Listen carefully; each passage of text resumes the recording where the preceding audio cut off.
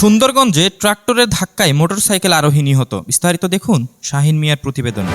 গাইবান্ধার সুন্দরগঞ্জে মাটি ভর্তি একটি ট্রাক্টরের ধাক্কায় মোটরসাইকেল আরোহী কাবিল হোসেন মণ্ডল নিহত হয়েছেন। এই ঘটনায় তার ভাই হাতেম আলী গুরুতর আহত হয়েছে। দুর্ঘটনাটি সোমবার 12 জানুয়ারি দুপুরে গাইবান্ধা সুন্দরগঞ্জ সড়কের সুন্দরগঞ্জ পৌরসভার 5 নম্বর ওয়ার্ডের গাজীরকুড়া এলাকায় ঘটে। নিহত কাবিল হোসেন উপজেলার বেলকা ইউনিয়নের জিগাবাড়ি গ্রামের নজির হোসেন নজু মণ্ডলের ছেলে। স্থানীয়রা জানান, কাবিল হোসেন তার বড় ছেলের বিয়ের দাওয়াতে আত্মীয়স্বজনদের বাড়িতে যাওয়ার জন্য মোটরসাইকেলে ওঠেন।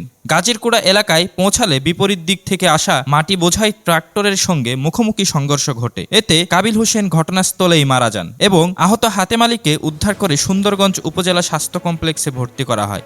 সুন্দরগঞ্জ থানার ভারপ্রাপ্ত কর্মকর্তা ওসি তাজুল ইসলাম বলেন, নিহতের লাশ স্বজনদের কাছে হস্তান্তর করা হয়েছে। এই ঘটনায় আইনগত ব্যবস্থা গ্রহণ প্রক্রিয়াধীন রয়েছে।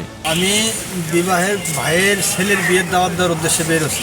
আসার পরে পিছন থেকে এসে এই কাজ, আমি তখন ওই মুহূর্তে টেকেল দিলাম যে কি আমি একটু ডাইন সাইডে পড়ে যাই। তখন পিছন সাইড থেকে করলাম একটু ফলো করি, মানে ডাইন সাইডে পড়ে যাই, যদি আমি জানটা বাসে ঠ্যাং ঠুং ভাঙুক। ডালার ডাং নেগে ভাই আমার ওই বাম সাইডে চলে গেছে গাড়ির নিচে, আর ভাই চলে গেছে পিছনে চাকার নিচে, ডাইন চাকা। Sadek Chowdhury, enter TV news.